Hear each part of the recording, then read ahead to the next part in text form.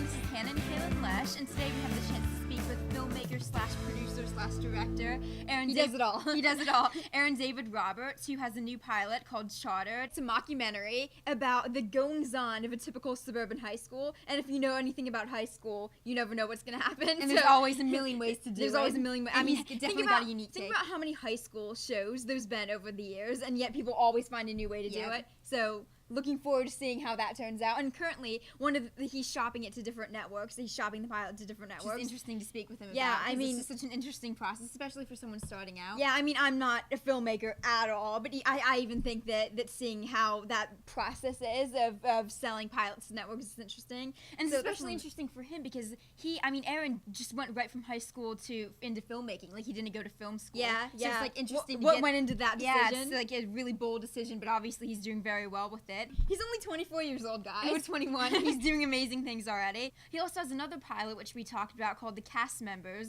which is basically like if you picture like The Office, Superstore. Yeah, The Office is about a paper company. Superstore is about like a supermarket, Walmart type place. It's basically kind of what goes on at people's typical everyday day jobs. You think that they have boring jobs, but it turns out they're not. So The Cast Members is about people who work in a movie theater, which if you didn't know, they're called cast members. So it's sort of like at the same type of thing as you would get in those other shows, the same type of comedy, only with people who work at a movie theater, so it should be really interesting. So let's jump right in. Hi, Aaron.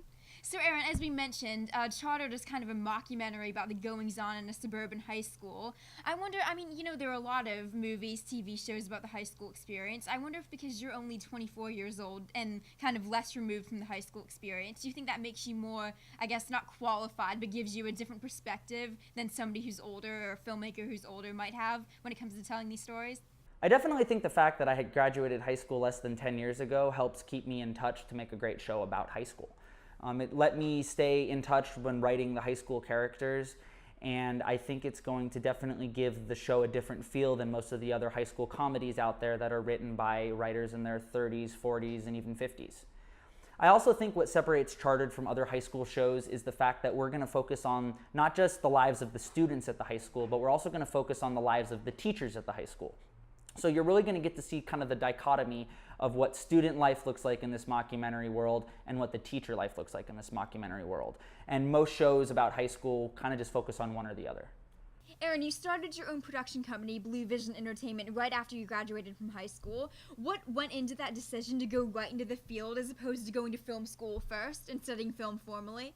There are a couple of reasons I decided to jump right into the film industry when I graduated high school instead of formally studying school. And one of them is the fact that my dad had been running his own production companies in San Diego since before I was born. So I pretty much grew up in the industry. By the time I was about 10 years old, I started working on my dad's sets, and even working as a PA or a grip. When you're that young, you're still going to be picking up a lot of really valuable information that a lot of other people don't have access to because I'm actually there on those sets. So by the time I graduated high school, I kind of looked at the two paths I had in front of me. And one of them could have been, go to school and then go to a film school afterwards and maybe in 4 to 6 years start my career. Or start my career right now. Start my career with all the information I had and all the ability that I already thought I had. And I still kind of would say I went to my own little film school when we filmed our first pilot for The Cast Members in 2014. It was definitely a learning experience, but I don't ever regret the decision I made to just jump headfirst into the industry. I love how The Cast Members, similar to The Office and Superstore, follows people at their ordinary day jobs and sort of the adventures and misadventures that they go through. I wonder, obviously this is a concept that has been very popular in TV in the past and on TV in the past. What drew you to the concept and what made you decide to make a show about it? I think one of the first things that drew me to workplace comedies was just the fact that they're so grounded in real life. And I really think the best comedy is the comedy that is grounded in reality. I think that's what gives people something to latch onto and relate to, and that's why shows like The Office are such a big hit, or Superstore, or even Parks and Rec. It's looking at characters and people just kind of in their daily lives, and it's something that most of the world can relate to. Now, Aaron, you released the pilot for The Cast Members online, and everybody who saw it loved it. It got good reviews. And he did it all himself, just kind of released it on the internet. Yeah, and now, in response to the success, you're trying to find a permanent home for the series. What is it like shopping a pilot like this to networks?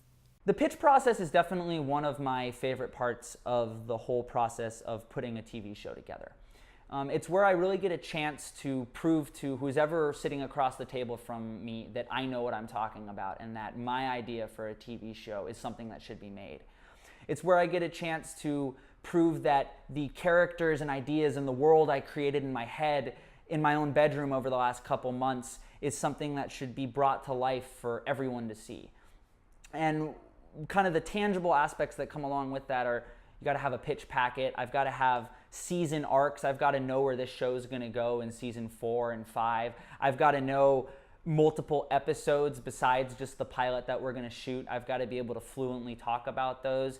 And I've got to have a cast. And whether we've had all these people cast already or these are ideas of people we're looking at, I've got to have an idea for every single character that can resonate with the person sitting across from me to try to get them to either invest, buy, or distribute my show.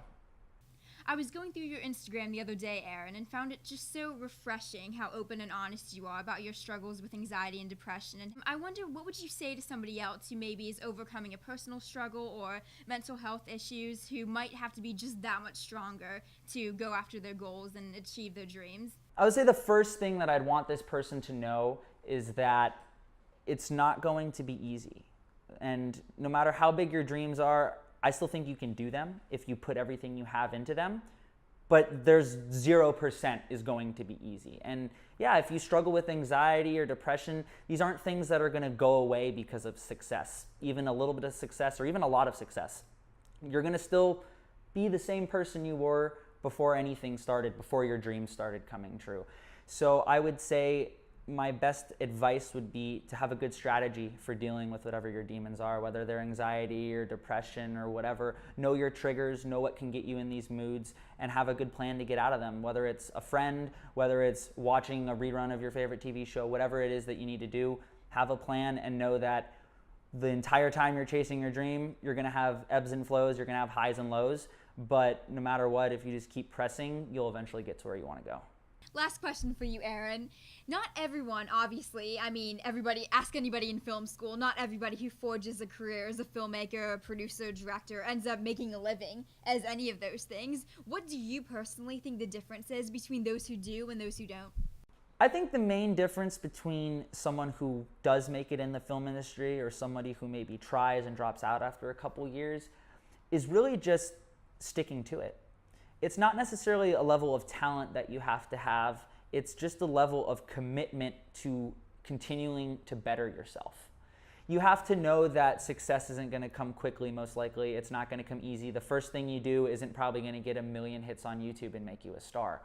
You're going to have to be able to push through times you feel like an absolute failure and it's never going to work out to really ever get to where you want to go.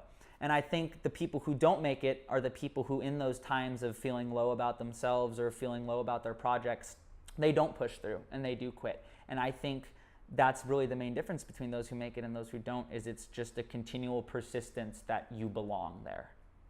Well, Aaron, it was great speaking with you. Thank you so much for the interview. And we're hoping to see these pilots go further. Can't wait to see where they go next. And I think you're a great inspiration for people who are young and just starting out and trying to forge their dreams at a young age. I mean, he shows that as long as you just take that leap, you can go right ahead and just get started. Thanks for watching, and good luck. Best of luck, Aaron. Can't wait to see what you do next. And thank you guys. See you later. See you later.